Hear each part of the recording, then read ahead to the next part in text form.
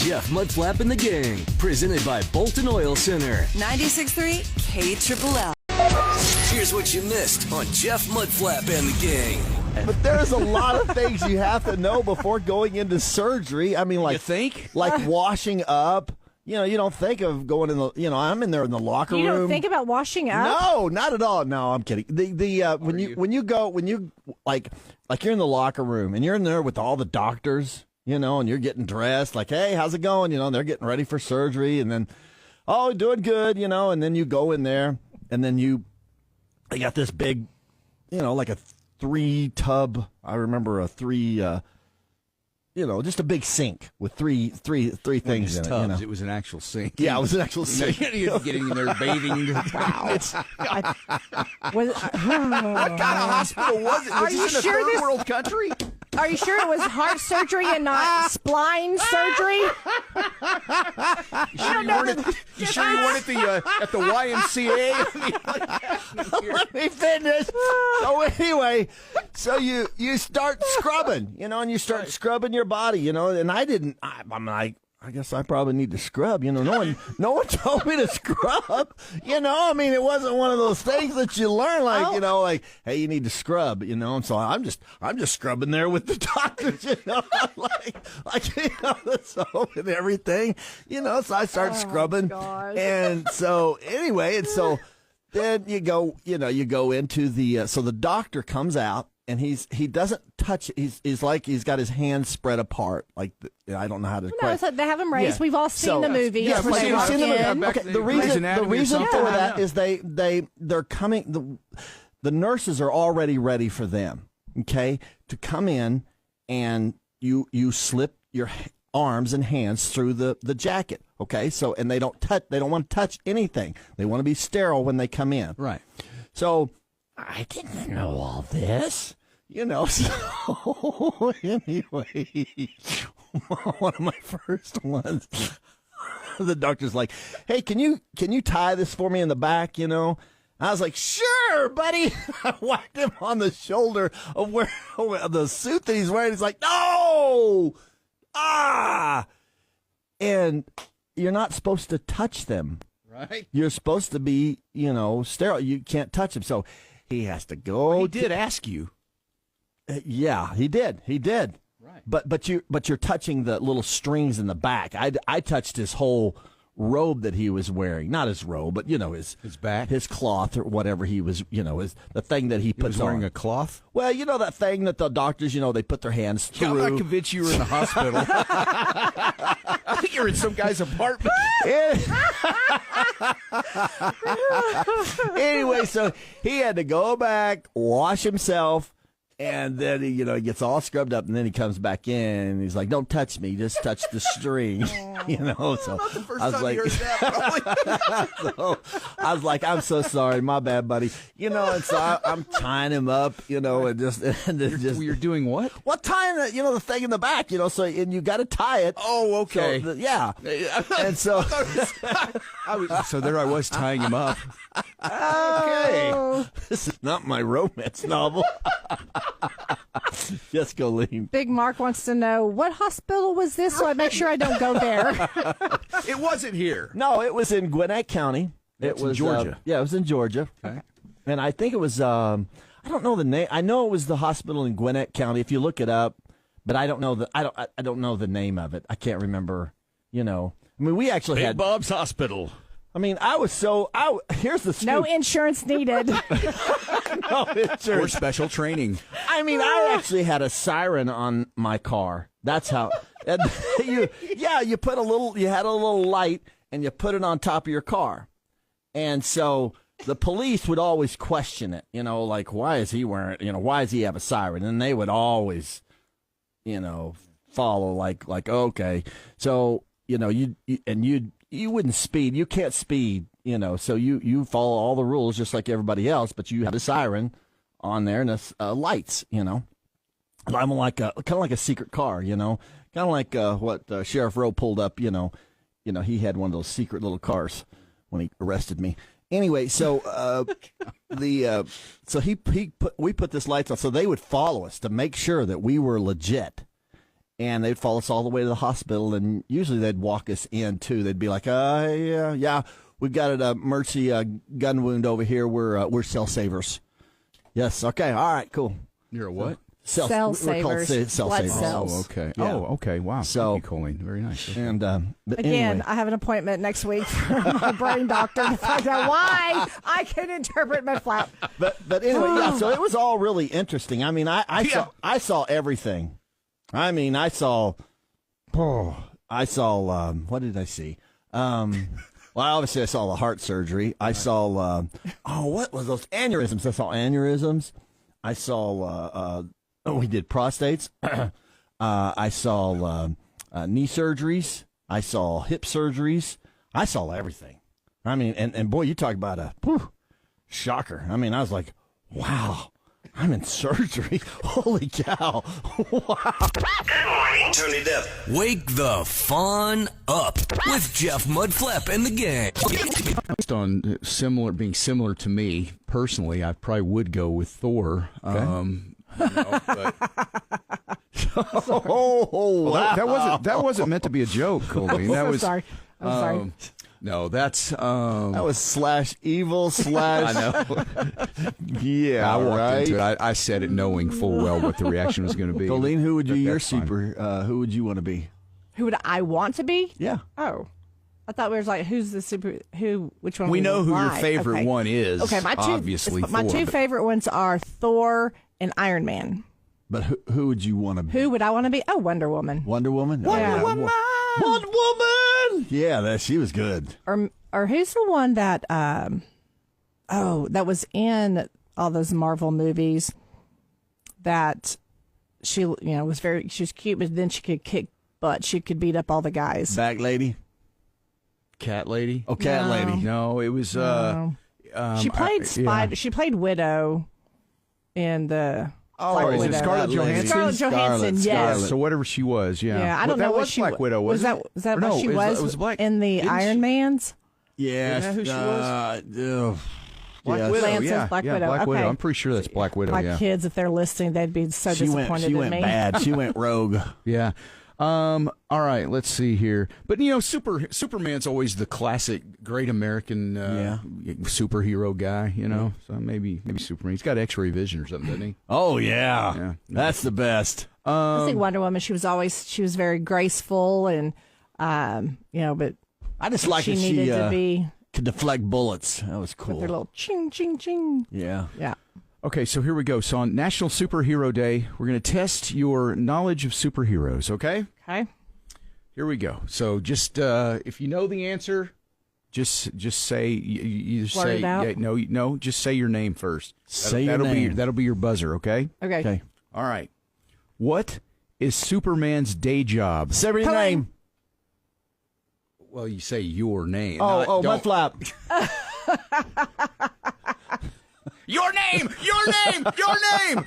No, just yeah. Okay. Well, even though he said the wrong thing, he did say it. He did say So what did you say? name first. What was your answer? What was my answer? Oh, he was a reporter, for the paper. Very He good was right. newspaper Okay. reporter. He's right. Okay, I mean, I guess we'll give you that, but yeah, Thank just goodness. next time what you'll say Say- is Mudflap. Mudflap. Yeah. Okay. All right. All right. Which superhero also goes by the name Diana Prince? Mudflap. Oh, Colleen got it. Ooh, that was Colleen got it. close. Who is it? Wonder Woman. It is Wonder Woman. Did you know that? Of course. Who wouldn't know that? Well- I told you she deflect them. Okay. All right. But I you know know her name every- was Diana Prince? Oh yeah, You didn't know Diana that? Prince, Okay. and she lived on an island, and with all these ladies, and she was a princess, and then and then she had to go into the real world, and then save it, for there, and she had to go help the Earth people. So yeah, Nailed it. All right. and Zeus was her daddy or something. Who? Or, Zeus? Zeus, I think was. Yeah, Is that right? I don't know. It's possible. I'll have to Google that. yeah. Okay. All right. Yeah, Peggy just said, I love how Mudflap tells a story. To GTS this. Who was Wonder Woman's daddy? Who's your daddy? All right. That might bring up some interest. Yeah, I might not want to do that on the studio computer. Yeah, I'll do it on my phone. Okay, yeah, that's probably a better option for you here. Okay, no one. It is Zeus. Okay, it is Zeus. Okay, I was right. Wow. Okay, Bonus look points at for me. Mudflap. Yeah, very good. Man, we found something you know a lot about. That's pretty good. Wonder Woman. All right, here we go. Remember, it's your name is your buzzer. Which superhero is actually blind? Colleen. Oh, blind? Yes. Who is it, Colleen? Daredevil. That is correct. I want to get that. See, you should know David this got it. because Yeah, you're, but I you're don't- half. Oh, yeah, it's true. I'm half blind. You're right. I should have got that one. I'm not making fun of you, but I'm just pointing Yeah, I out think that you kinda was- were. No, I was not making fun. I would never make They fun had of something someone that who was relatable. They have a relatable. Okay. Anyways, I am Daredevil. not offended. Okay, well, thank you, because I certainly that was not my intent. Was to offend you. So, why don't you go ahead and Google "Who's Your Daddy" on the studio computer, and we'll go from there. How about that? Turn it up. Wake the fun up with Jeff Mudflap and the gang.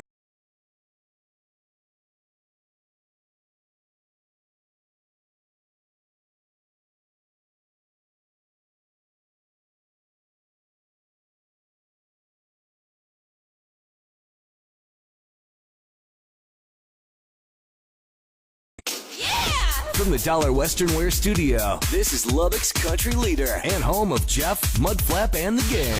KLLL. KLLL. 96.3. KLLL Lubbock. I pledge allegiance to the flag of the United States of America and to the republic for which it stands, one nation, under God, indivisible, with liberty and justice for all.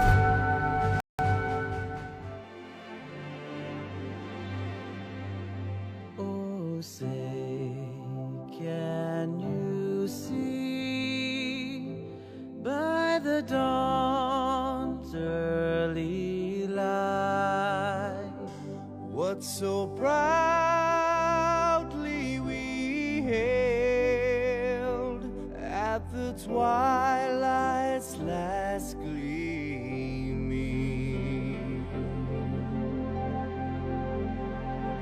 Whose broad stripes and bright stars through the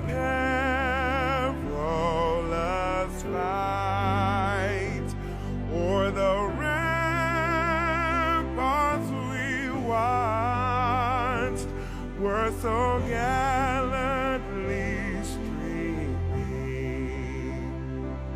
And the rocket's red glare, the bombs bursting in air, gave proof through the night that our flag was still there.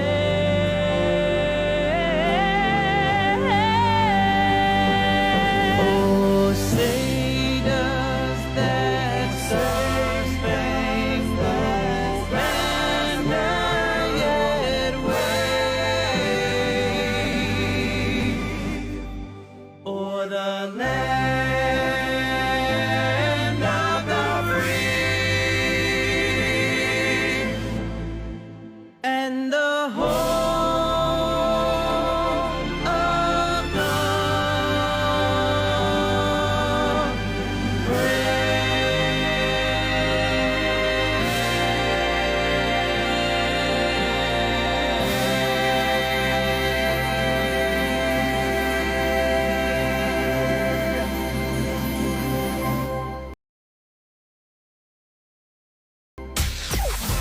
Jeff, Mudflap, and the gang. 96.3. KLLL. Red, white, and blue through and through. Come on.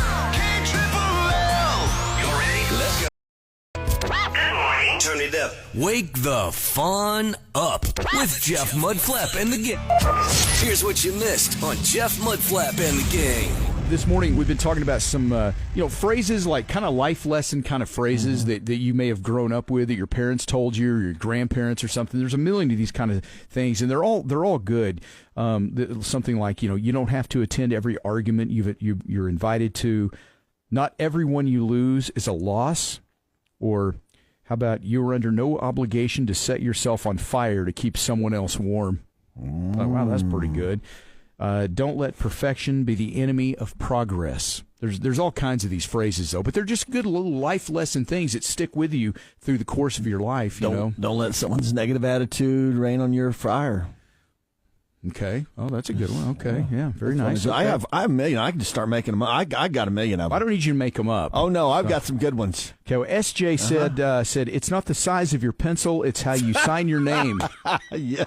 That sounds like one of those. That sounds like one of those kind of a euphemism or something. Hey, listen, remember, it's not the size of the pencil, it's how I sign my name, all right? Yeah. That's good. Don't let the snake wiggle in front of your porch. That's another good one. Don't let the snake wiggle in front of your porch. Yeah. I'm not familiar with that one. What is that? It's a euphemism. It's what? It's a euphemism. It's a euphemism? Do you mean euphemism? Oh, yes, that word. Yes. Okay, all euphemism. Right. Don't let the snake wiggle on your porch. Is that what you said? Yeah, don't let the snake wiggle on your porch. Okay, like I said, I'm not familiar with that. But because if you do, bad things can happen. You just don't want that to happen. Okay. Anyway, I've got Jeff. Just call on me whenever you're ready for more. Okay, I'll call on you when I'm ready for another one here. Mondo says a closed mouth won't get fed. Oh, no. That's a good one. Darn right. My wife actually had some good ones this morning that she reminded me about. She said, let's see, it's nice to be important, but it's more important to be nice. That's a really good one right there. Yeah. Think about that. That's really good. You don't have to be great to start, but you have to start to be great. Ooh, that's deep. We need more of that on this show, that's probably. Deep. And then this one is so good. The road to hell is paved with good intentions. That's definitely a good one right there. And finally, Kathy reminded me of this one. Sometimes it's better to ask forgiveness than permission.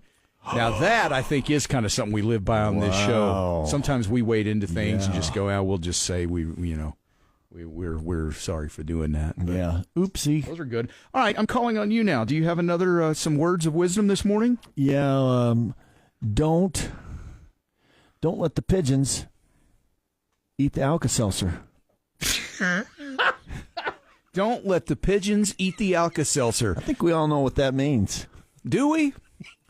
They'll explode, I guess? Yes. Don't let the pigeons eat the Alka-Seltzer. Okay. All right. Ladies and gentlemen, words to live by. Remember, today, as you get out into the world, don't let the pigeons eat the Alka-Seltzer. And really, if you stop and think, that's probably a metaphoric statement right there, You say be at work, and somebody's like about to, they're getting all bogged down with something, but they're losing sight of what the real goal is. Yeah. And if you just say that, hey, remember, team, don't let the pigeons eat the Alka-Seltzer.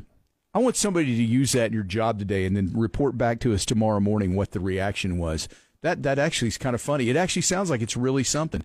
Mudflap had to go let Brenda in the front door here, but don't let the pigeons eat the Alka-Seltzer. All right, that's a good one.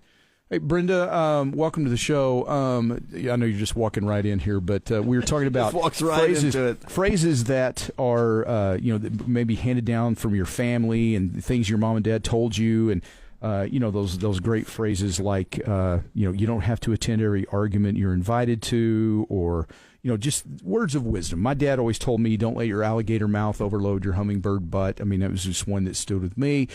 Mudflap just had a good one his words to live by.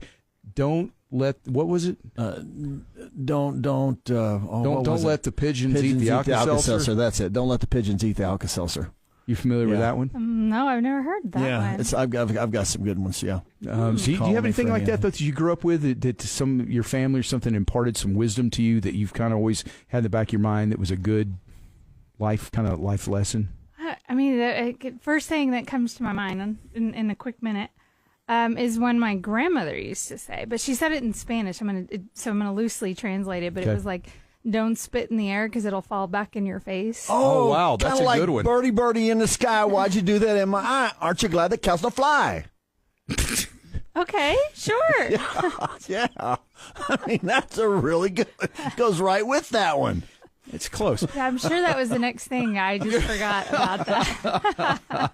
All right, no, but that's great words of wisdom, though. Yeah. You know, but it's just everybody's got those things. We've had a million of them this morning. It's just fun. Every family's got those things that are passed down. Maybe your parents heard it from your grandparents. They heard it from and they just get passed down through the generations. But they're always just great. Great words of wisdom, that a lot of good life moments in those. So. Yeah. I think my mom used to say, welcome to the adult world. Like if you were complaining about life being hard or something, you know. But I don't know that that's words of wisdom's more like, oh, it is what it is. Yep. Ruben said, don't start nothing, won't be nothing. Oh, That's straight to the point right there. That's a good one right there. Testosterone right there, baby. Turn it up. Wake the fun up with Jeff Mudflap and the gang.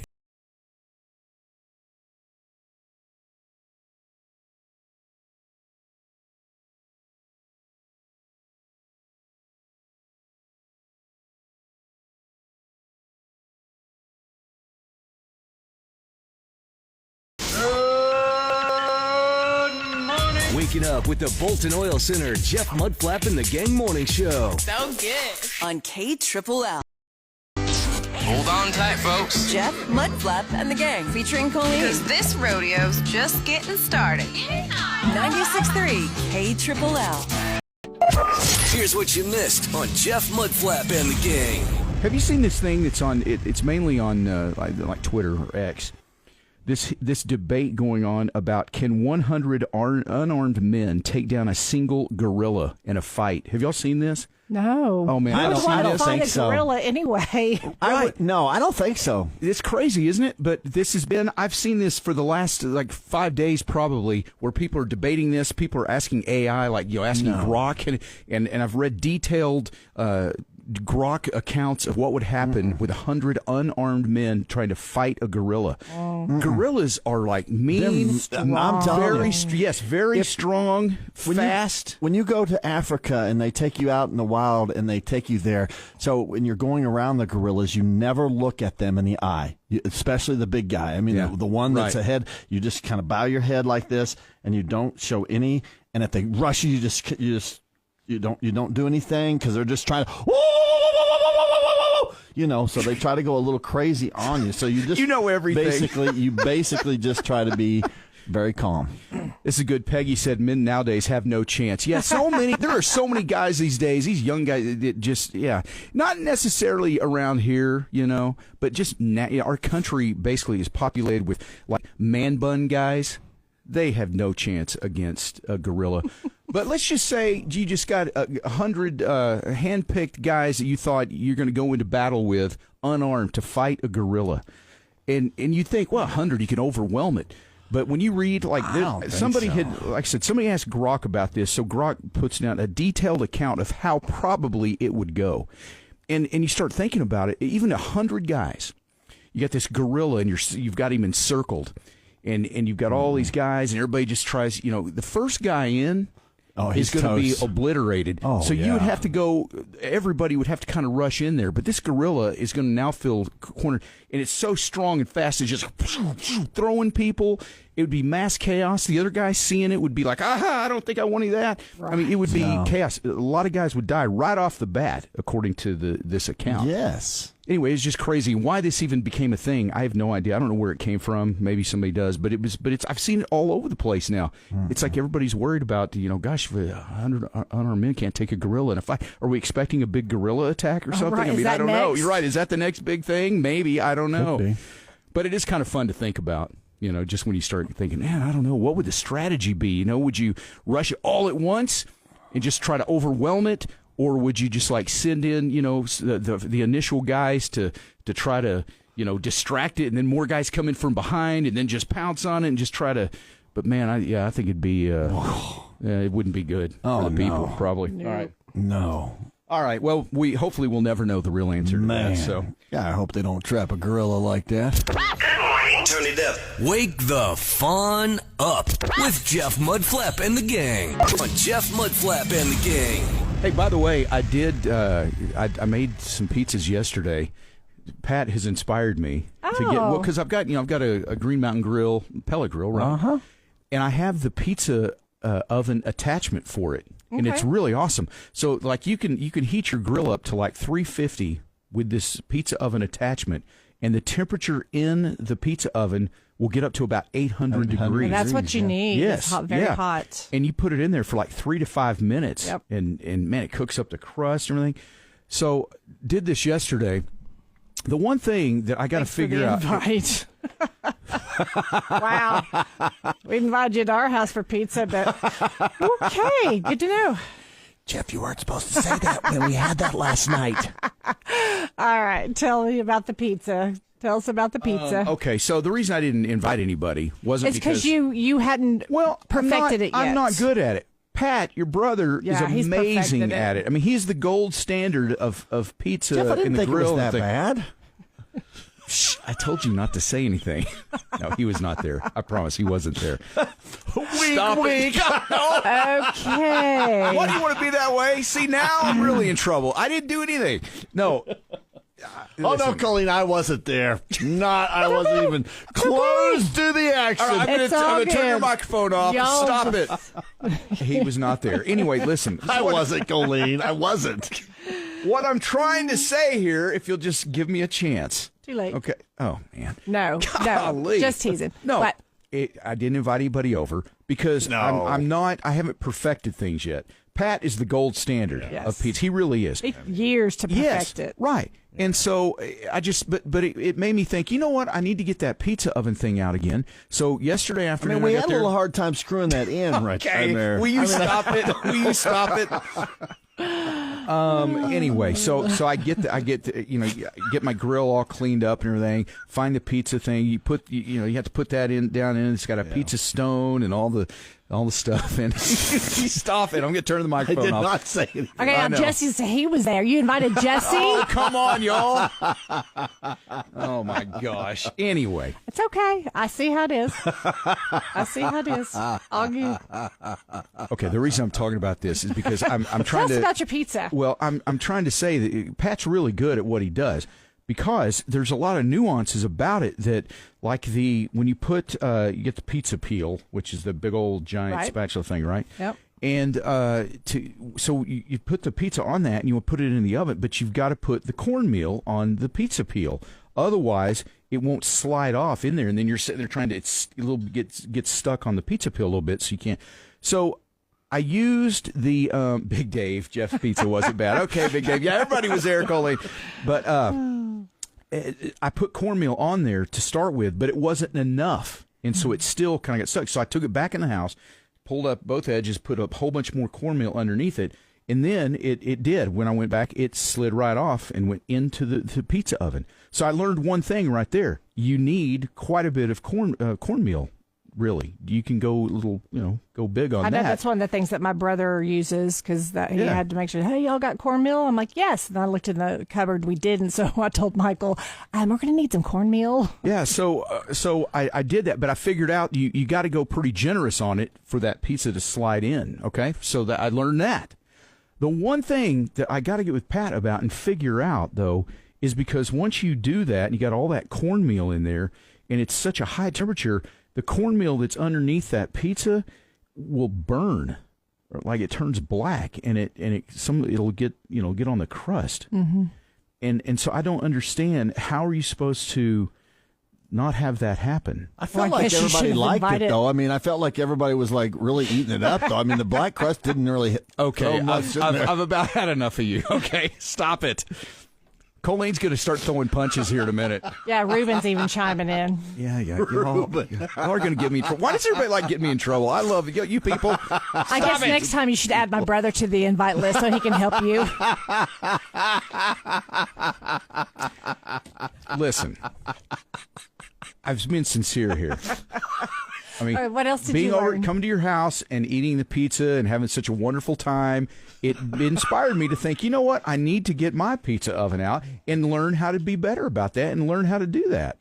And so that's what I was trying to do, and it was pretty good overall. Did you put olives on your pizza? I didn't actually last night, ironically enough, but I do like olives, obviously. So, but what I need to figure out is how do you go about not having that cornmeal burn on the pizza stone where it adheres to the crust, and then it almost gives a burned feeling to the bottom of the crust. But does it taste burnt? Well, a little bit, really? Yeah. And so I was just like, okay, I don't understand how to make that, because it wasn't burnt, but it's that cornmeal underneath there that has the problem. So. Carl says, "Hi Jeff, I think I left my jacket